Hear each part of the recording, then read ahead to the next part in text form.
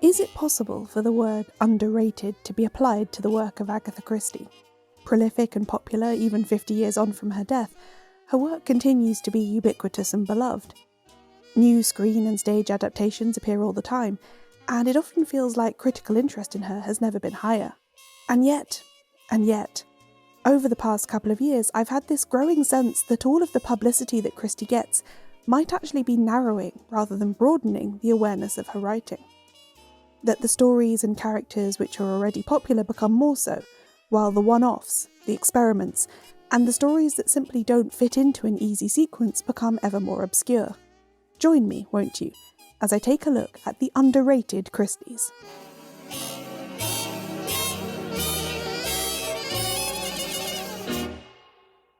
Welcome to Shedunnit. I'm Caroline Crampton.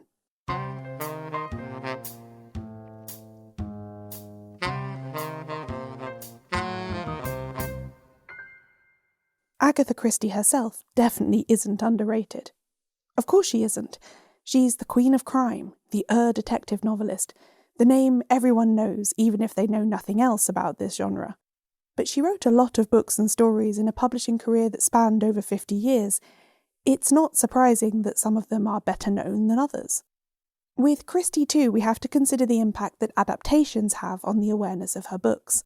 That's how a lot of more casual Christie consumers come to her work, after all. Ever since the 1974 Sidney Lumet version of The Murder on the Orient Express, the name Christie in the film sphere has been more or less synonymous with big-budget, high star power ensemble blockbuster mysteries.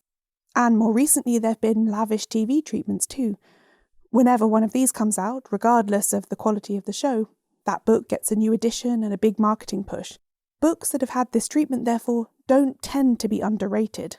An underrated title might have received a lower-key screen adaptation or two, but won't have had the big Hollywood spotlight for sure.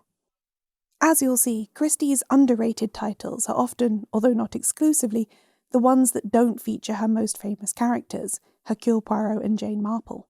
Both of those detectives have series that are easy to collect and follow. You can read all of the books and have no idea that Parker Pyne exists, say. The same goes for her one-off characters. They're just that bit harder to discover, in a culture that loves repetition and continuation. Two things to remember as I go through my list. First, this is my opinion, not a scientific ranking, so feel free to disagree and/or compile your own. And secondly, I'm doing this in chronological order, from earliest title published to latest, simply because I couldn't decide what the most underrated Christie book was. I think highly of all of them, and they fly under the radar for different reasons that it's hard to untangle. Answers on a postcard if you think you know which one should have topped the list. Up first is The Sittaford Mystery, first published in 1931, and also sometimes found under the title The Murder at Hazelmoor. Christie wrote this book at the beginning of a decade that was going to be extremely consequential for her, both professionally and personally. She did some of her best writing in the 1930s. Murder on the Orient Express, Death on the Nile, and Then There Were None all appeared before 1940. And she established her life living between Devon, London, and the various archaeological sites in the Middle East that she worked on with her husband, Max Mallowan. The Sittaford Mystery has a lot of good points to it. There is its young, enthusiastic heroine, Emily Trefusis, a one-off character who most definitely belongs to the category I've previously called Christie's competent women. The clear homage to Arthur Conan Doyle in the Dartmoor setting and supernatural touches is very well done.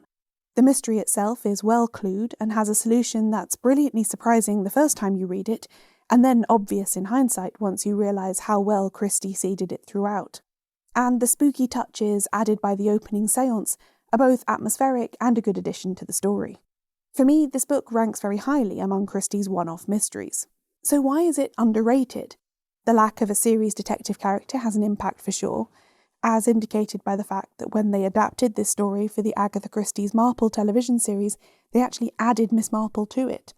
I also think being published in close proximity to three of the most famous Christie novels of all leads to it being overlooked as well.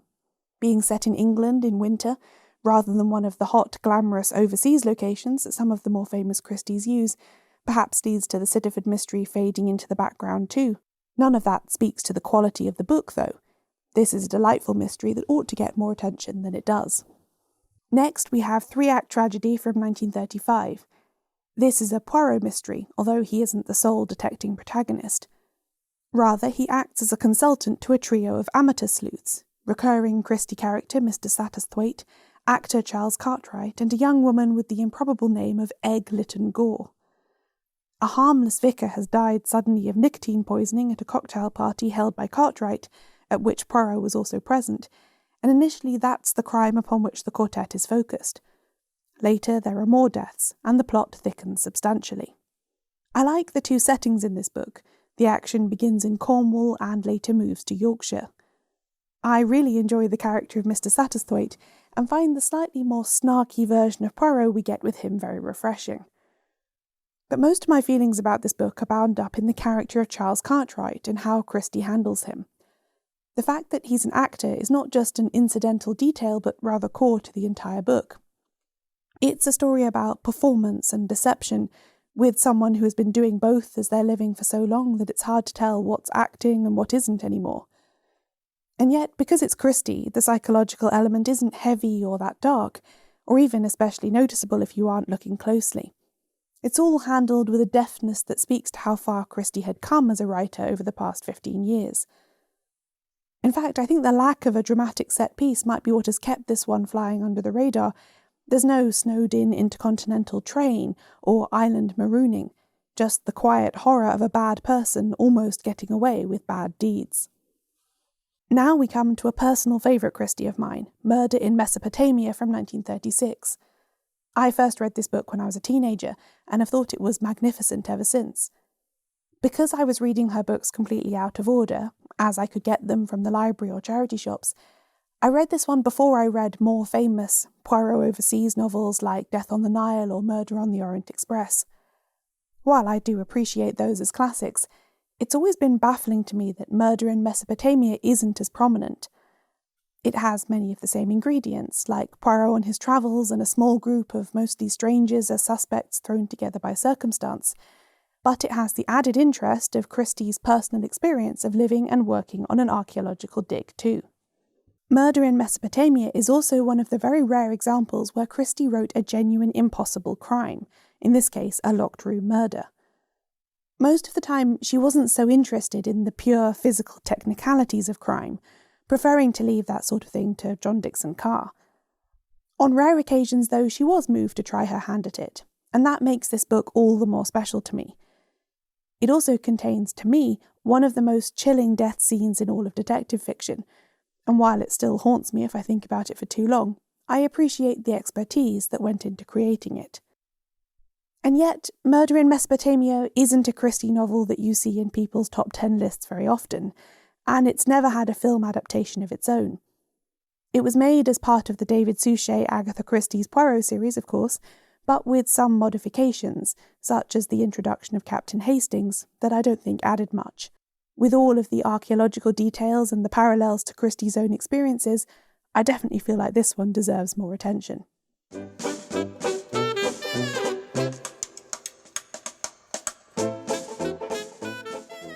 Now we come to Murder is Easy from 1939, which is also sometimes found under the title Easy to Kill.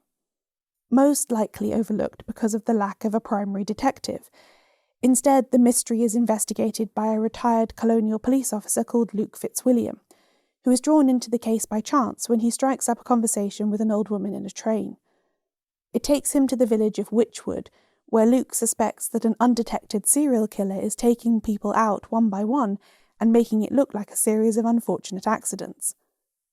Luke isn't a particularly exciting or charismatic detective. The charm of this book resides in the way that Christie builds up the supporting cast in the village. It's one of her best realised versions of the classic mayhem parva setting. Then there's the undercurrent of supernatural witchiness, which she would bring out more heavily in later books like The Pale Horse. It's subtle here, and you're never sure if it's a red herring or not, and all the more effective for that ambiguity. In Murder is Easy, I think you can see Christie beginning to experiment with some of the ideas that would come more fully into focus in her books of the late 1950s and 1960s. It's valuable both as an entertaining, eerie novel in itself, and for what it shows us about a writer's shifting skills and priorities. There are adaptations of Murder is Easy, including a relatively recent TV version and an older one that incorporates Miss Marple again for no good reason. In my opinion, no screen version has yet captured the full weirdness of this book, and has thus not given the story its full impact. Then we come to Sad Cypress from 1940. This is an inheritance mystery that turns on skillful character study, with the addition of a rare for Christie courtroom drama sequence. There's something melancholy about this book, perhaps in part because of the way the point of view shifts from a woman accused of murder to that of Poirot as he takes on her case. We don't always get to see multiple perspectives in Christie's mysteries, which makes this one stand out to me.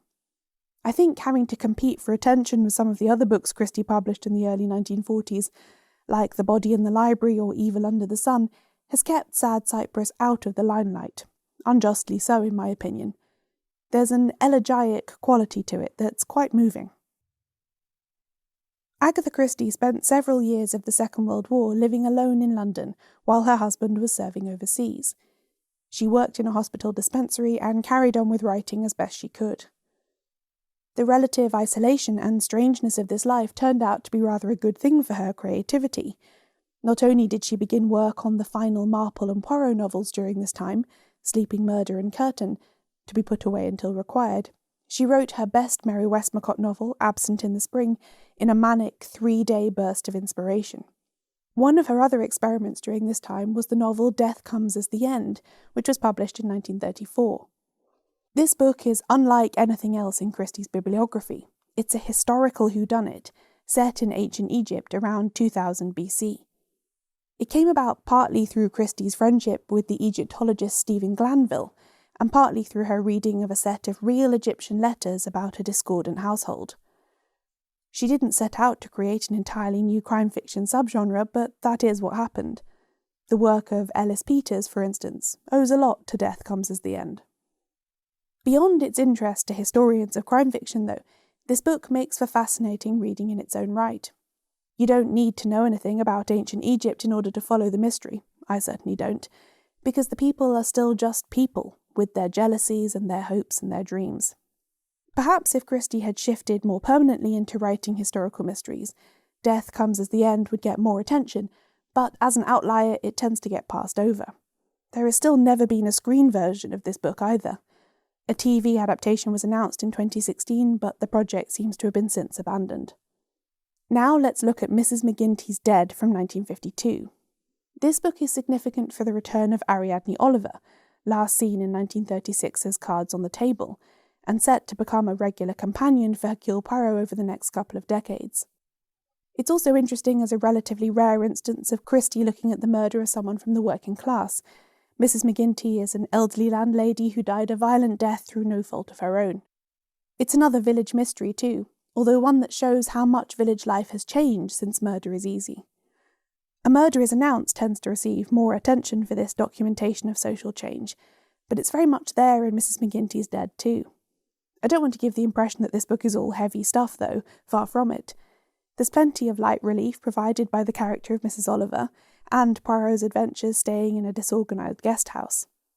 The theatrical world gets a look in as well, reflecting Christie's own increasing involvement in that world at the time. I find this book a wonderful mixture of sad, serious and silly, and I think it should be talked about more.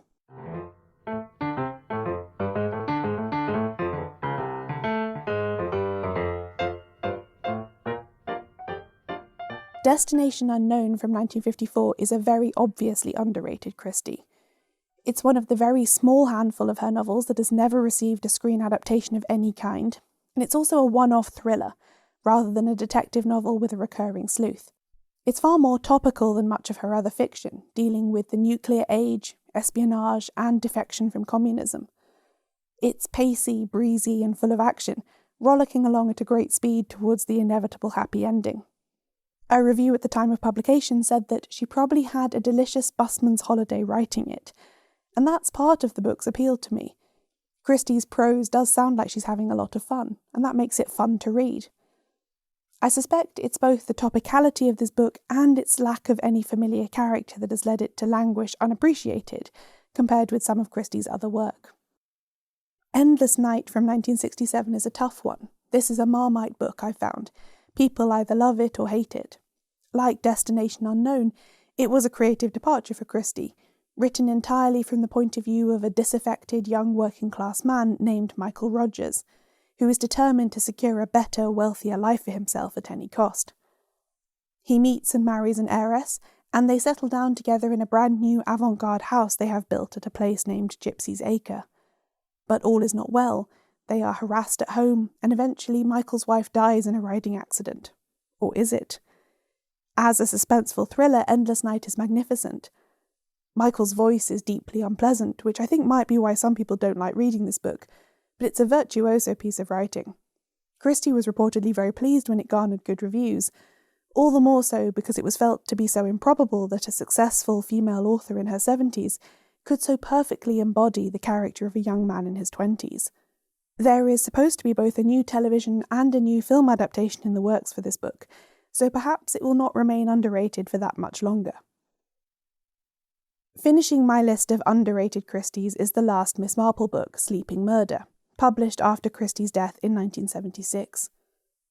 The odd timelessness of this story gives it a slightly otherworldly atmosphere, which I think might put some people off, or at least stop it from ascending into favourite Christie territory. She began work on it in the 1940s, and preemptively gifted the proceeds from the book to her husband Max before it was put away to be held for publication as required. The chronology is odd, therefore. It seems to take place in around 1944, but after the events of later Marple novels in which she's older. For me, this all adds to the effect, though. Sleeping Murder is about a young woman trying to piece together hazy childhood memories of something awful happening in a house where she lived as a girl, and the book's overall sense of happening outside of time just enhances this. It's creepy and unsettling in the best way possible, and then the day is saved by Miss Marple and all is right with the world again. I'd take it over other later Marples like A Caribbean Mystery or Nemesis any day. So, in chronological order, those are my selections for the 10 most underrated Agatha Christie novels. I hope this at least inspires you to pick up a lesser-known title, or to undertake this exercise for yourself. Which of Christie's books do you think are unfairly overlooked?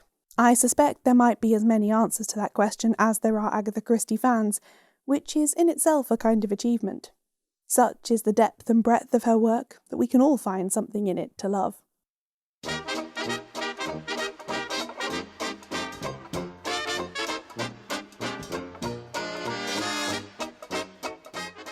This episode of Shedunnit was written, produced and narrated by me, Caroline Crampton.